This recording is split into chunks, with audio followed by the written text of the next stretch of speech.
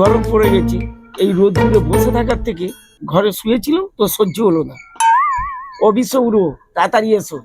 তাই এসে কি করব, কোনো গল্পও নেই, টাইম পাসের কিছু নেই, যে একটা গল্পের বই নিয়ে আসি, বিশ্বপুরো পড়বে, আমি শুনবো, তাও তো করলি না। এ বুড়ো, আমার কাছে তো বই নেই, কি করি?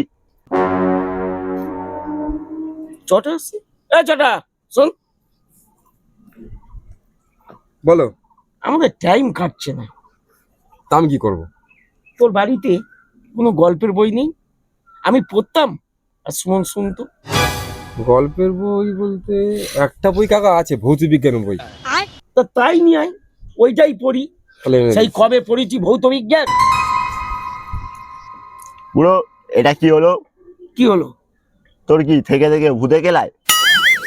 আমি করলামটা কি? তুই চটাকে বললি ভূতের বই আনতে, আমি চলে যাচ্ছি। আরে শোন, ভূতের বই নয়, ভৌত বিজ্ঞান, ভৌত বিজ্ঞান।